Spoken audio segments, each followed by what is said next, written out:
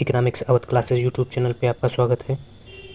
Daily MCQ class के अंतर्गत आज की क्लास में हम लोग लगभग 25 बहुविकल्पी प्रश्नों को सॉल्व करेंगे। यह प्रश्न आगामी शिक्षक भर्ती परीक्षा TGT, PGT, NET, JRF, KVS, NVS, GIC, LT, RPSC first and second grade exam, assistant professor exam तथा बीपीएससी 3.0 एग्जाम के लिए महत्वपूर्ण है और रिवीजन की दृष्टि से भी यह प्रश्न महत्वपूर्ण है तथा एग्जाम में पूछे जाने की संभावना है। तो क्लास स्टार्ट करते हैं और देखते हैं आज की क्लास में क्या क्या क्वेश्चन हैं। 1 नंबर प्रश्न विश्व बैंक से लिया गया है। विश्व बैंक को इस नाम से भी जाना जाता है, इस नाम से अंतर्राष्ट्रीय विकास एजेंसी, अंतर्राष्ट्रीय पुनर्निर्माण एवं विश्व बैंक, विकास बैंक, अंतर्राष्ट्रीय मुद्रा कोष, इनमें से कोई नहीं। तो विश्व बैंक का अन्य नाम जो है अंतर्राष्ट्रीय पुनर्निर्माण तथा विकास बैंक है। मतलब विश्व बैंक को आईबीआरडी भी कहा जाता है। विश्व बैंक की अगर स्थापना की बात की जाए तो 1944 में विश्व बैंक की स्थापना ब्रिटेन वुड्स सम्मेलन के तहत हुई थी। मई 1946 से विश्व बैंक ने कार्य प्रारंभ किया था। वर्ल्ड बैंक के अगर कार्यों की बात की जाए तो वर्ल्ड बैंक के प्रमुख कार्यों में सदस्य देशों की भुगतान संतुलन संबंधी समस्याओं का समाधान करने हेतु वित्तीय व्यवस्था उपलब्ध कराना वर्ल्ड बैंक का प्रमुख कार्य है। वर्ल्ड बैंक या विश्व बैंक जो है 5 बैंकों का संगठन है, जिसमें आईबीआरडी, आईएफसी, आईडीए, मीगा, आईसीएसआईडी शामिल हैं। आईबीआरडी की स्थापना 1945 में हुई थी। आईएफसी की स्थापना 1956 में हुई थी। आईडीए 1960, मीगा 1988, आईसीएसआईडी 1966 में स्थापित हुआ था, जिसमें से भारत आईबीआरडी, आईएफसी, आईडीए और मीगा का सदस्य है। आईबीआरडी तथा आईडीए को संयुक्त रूप से विश्व बैंक कहा जाता है। आईबीआरडी और आईडीए को संयुक्त रूप से विश्व बैंक कहा जाता है।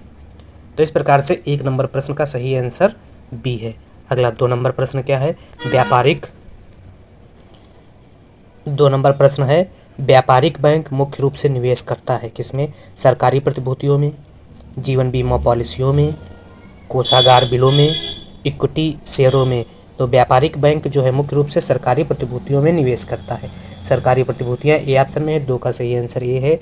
अगला 3 नंबर क्वेश्चन मूल्य ह्रास से आयात होते हैं प्रतियोगी वस्तुएं अधिक सस्ते, गैर लोचदार वस्तुएं अधिक महंगे। तो मूल्य ह्रास से आयात जो है अधिक महंगे हो जाते हैं, अधिक महंगे डी ऑप्शन में दिया गया, डी सही है। जिन वस्तुओं का बाजार में कोई मूल्य नहीं होता है वे हैं टिकाऊ, अनार्थिक, आर्थिक, प्रकृति प्रदत्त उपहार। तो जिन वस्तुओं का बाजार में कोई मूल्य नहीं होता है वे वस्तुएं अनार्थिक वस्तुएं कहलाती हैं। 4 का सही आंसर बी है। अगला 5 नंबर क्वेश्चन ब्याज पूंजी के एक निश्चित समय के लिए परित्याग करने का पुरस्कार है, यह कथन किसका है? Option A Marshall, B Keynes, C Knight और डी बेंथम। तो ब्याज पूंजी के एक निश्चित समय के लिए परित्याग करने का पुरस्कार है, यह कथन जो है प्रोफेसर मार्शल का है। तो 5 का सही आंसर ए है। अगला 6 नंबर क्वेश्चन लाभ अनिश्चितता वहन का पुरस्कार है, यह कथन किसका है? Option A Knight, B Pigou, C Clark, D Ricardo. तो लाभ अनिश्चितता वहन करने का पुरस्कार है, यह कथन जो है नाइट का है। नाइट ए ऑप्शन में दिया गया है, ए सही 6 का आंसर। प्रोफेसर नाइट ने लाभ को अनिश्चितता वहन करने का प्रतिफल माना।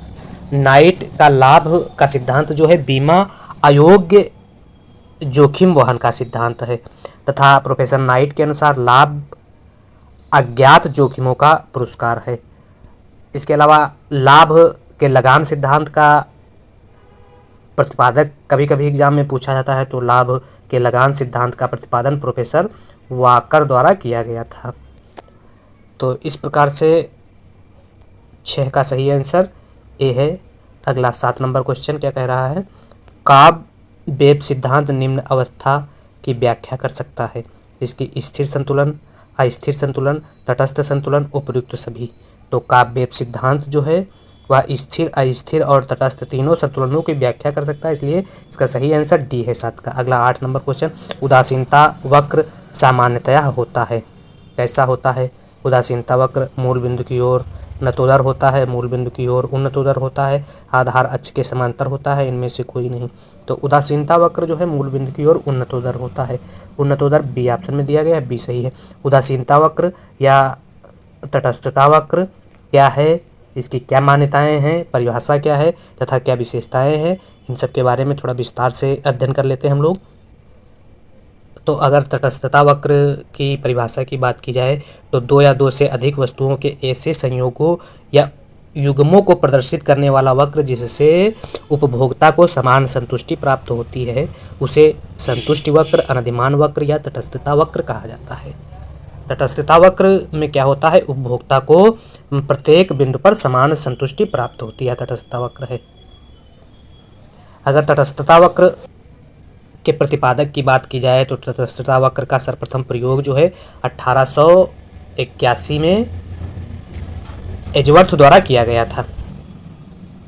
1892 में इरविन फिशर ने अनधिमान वक्रों का प्रयोग जो है उपभोक्ता के संतुलन के विश्लेषण के लिए किया था।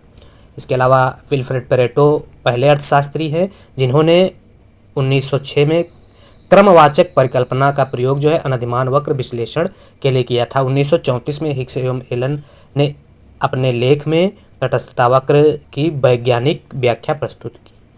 उपयोगिता की क्रमवाचक परिकल्पना से संबंधित थी यह वैज्ञानिक व्याख्या।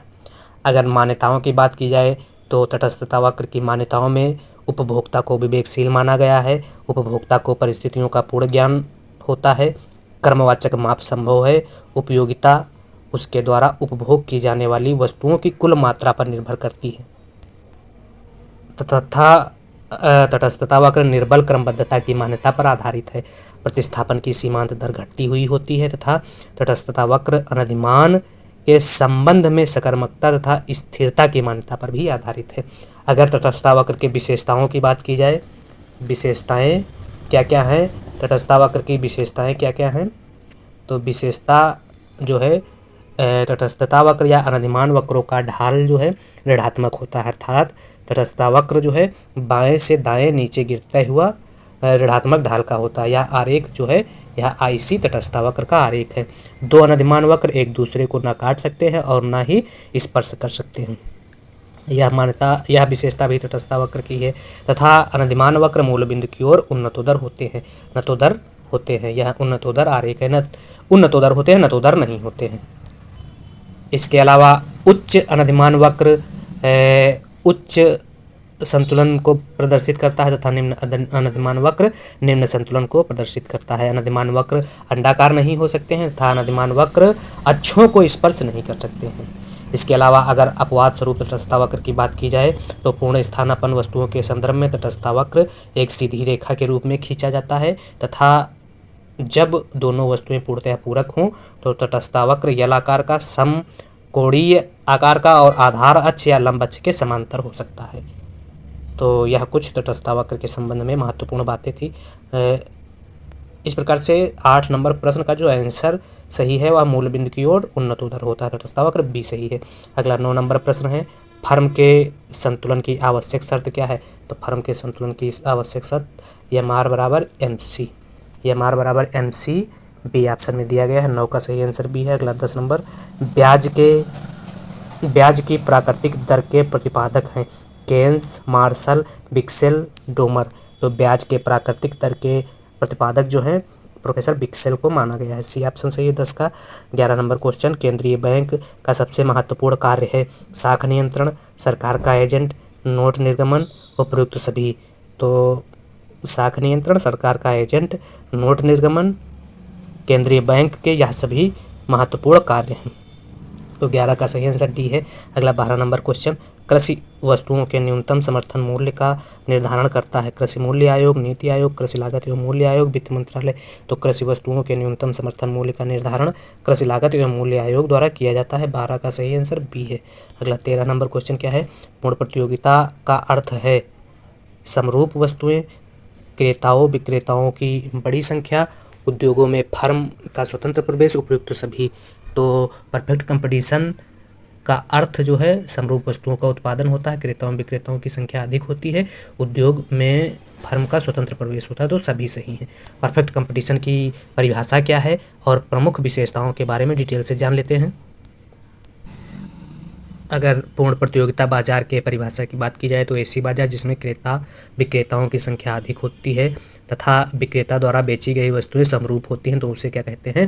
Perfect competition. मतलब परफेक्ट कंपटीशन में वस्तुएं कैसी होती हैं? समरूप होती हैं। क्रेताओं और विक्रेताओं की संख्या क्या होती है? अधिक होती है। और फर्मों में उद्योग में फर्मों का प्रवेश एवं बहिर्गमन स्वतंत्र होता है। रॉबिन्सन पूर्ण प्रतियोगिता बाजार की परिभाषा देते हुए कहती हैं कि जिस बाजार में फर्मों की मांग वक्र पूर्णतः लोचदार होती है उसे परफेक्ट कंपटीशन कहा जाता है। या गिफिन्स कहते हैं जिस बाजार में मांग की आड़ी लोच अनंत होती है उसे परफेक्ट कंपटीशन कहा जाता है। तो क्रेता एवं विक्रेताओं की संख्या अधिक होना, विक्रेता कीमत में किसी प्रकार की वृद्धि नहीं कर सकते हैं। परफेक्ट कंपटीशन बाजार में कीमत बाजार द्वारा निर्धारित होती है तथा फर्में प्राइस टेकर कीमत ग्रहणकर्ता होती हैं। परफेक्ट कंपटीशन मार्केट में फर्मों की मांग पूर्णतः लोचदार होती है। मांग लोचदार होने का कारण जो है क्रेता विक्रेता की संख्या अधिक होना है। वस्तुएं पूर्ण स्थानापन्न, सहजातीय और समरूप होती हैं। मांग की आड़ी लोच अनंत और लोच अनंत होती है। परफेक्ट कंपटीशन में वस्तुओं की सीमांत प्रतिस्थापन की दर 1 के बराबर होती है तथा परफेक्ट कंपटीशन में क्रेता विक्रेता को सभी आर्थिक सूचनाएं प्राप्त होती हैं। बाह्य हस्तक्षेप नहीं होता है। परिवहन लागत का अभाव होता है। परफेक्ट कंपटीशन में साधन पूर्णतः गतिशील होते हैं तथा प्रवेश एवं फर्मों के प्रवेश एवं बहिर्गमन की स्वतंत्रता होती है। दीर्घकाल में स्वतंत्रता फर्मों को सामान्य लाभ तक पहुंचाती है। परफेक्ट कंपटीशन में एक फर्म को अल्पकाल में सामान्य लाभ, असामान्य लाभ एवं हानि का सामना करना पड़ता है, लेकिन दीर्घकाल में परफेक्ट कंपटीशन में एक फर्म को सामान्य लाभ का सामना करना पड़ता है। परफेक्ट कंपटीशन में शोषण, मजदूरों का शोषण नहीं होता है तथा संसाधनों का पूर्ण उपयोग किया जाता है। तो यह कुछ विशेषताएं या कह सकते हैं महत्वपूर्ण जानकारी थी परफेक्ट कंपटीशन मार्केट के बारे में। अगला प्रश्न है, तो 13 का जो सही आंसर है वह उपयुक्त सभी है। बेरोजगारी का प्रमुख कारण है अनुपयुक्त नियोजन, जनसंख्या विस्फोट, धीमा आर्थिक विकास, कोई नहीं। तो बेरोजगारी का प्रमुख कारण जनसंख्या विस्फोट है। 14 का सही आंसर बी। 15 नंबर, भारत में अधिकांशतः अदृश्य बेरोजगारी पाई जाती है। कृषि में, उद्योग में, यातायात में, व्यापार में। तो भारत में अधिकांशतः जो अदृश्य बेरोजगारी या छिपी हुई बेरोजगारी है कृषि क्षेत्रों में पाई जाती है। मतलब हुआ जब काम से ज़्यादा श्रमिक या व्यक्ति रोजगार में लगे होते हैं तो जो काम जितने में हो जाता है उससे ज़्यादा जब व्यक्ति रोजगार में लगे होते हैं तो उसे अदृश्य बेरोजगारी कहा जाता है। निर्धनता का दुष्चक्र तोड़ा जा सकता है मौद्रिक उपायों द्वारा, संरचनात्मक परिवर्तन द्वारा, राजकोषीय उपायों द्वारा, किसी के द्वारा नहीं। तो निर्धनता का दुष्चक्र जो है संरचनात्मक परिवर्तन द्वारा तोड़ा जाता है। 16 का सही आंसर बी है। अगला 17 नंबर क्वेश्चन, भारत में सामुदायिक विकास कार्यक्रम की शुरुआत हुई थी वर्ष 1950, 1951, 1953, 1952। तो भारत में सामुदायिक विकास कार्यक्रम की शुरुआत 1952 में की गई थी। 17 का सही आंसर डी है। 18, जिस वस्तु बाजार में केवल एक क्रेता था एक विक्रेता है वह कहा जाता है द्विपक्षीय एकाधिकार, द्वयाधिकार, विक्रेताधिकार, क्रेताधिकार। तो जिस बाजार में केवल एक क्रेता था केवल एक विक्रेता होता है उसे द्विपक्षीय एकाधिकार कहा जाता है। 18 का सही आंसर ए है। 19, आधुनिक मुद्रा सिद्धांत के संस्थापक हैं पिगू, फ्रीडमैन, कीन्स, फिशर। तो आधुनिक मुद्रा सिद्धांत के संस्थापक फ्रीडमैन को माना जाता है। 19 का सही आंसर बी है। अगला 20 नंबर क्वेश्चन, रिकार्डो के लगान सिद्धांत के अनुसार लगान कीमत का निर्धारण करता है, उत्पादन लागत का एक अंश है, कीमत द्वारा निर्धारित होता है, उत्पत्ति के सभी साधनों को प्राप्त होती है। तो रिकार्डो के लगान सिद्धांत के अनुसार लगान उत्पादन लागत का एक अंश है। 20 का सही आंसर बी है। उत्पादन लागत का एक अंश नहीं कीमत द्वारा निर्धारित होती है। रिकार्डो के लगान सिद्धांत के अनुसार लगान जो है कीमत द्वारा निर्धारित होती है। सी ऑप्शन सही है 20 का।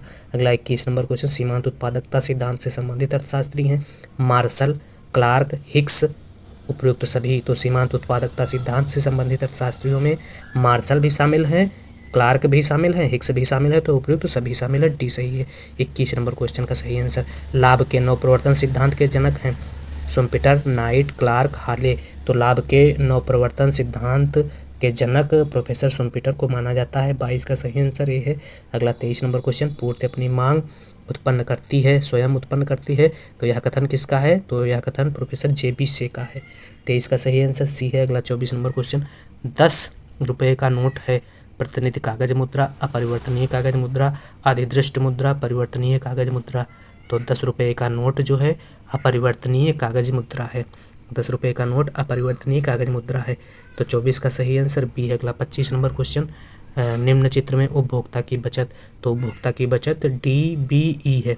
तो DBE या कह सकते हैं BDE, BDE, BDE, BDE, B option में दिया गया। तो 25 का सही आंसर बी है। इस प्रकार से आज की इस क्लास में हम लोगों ने 25 बहुविकल्पी प्रश्नों को सॉल्व किया जो आगामी शिक्षक भर्ती परीक्षा के लिए महत्वपूर्ण है तथा यहाँ से प्रश्न एग्जाम में मिलने की संभावना है।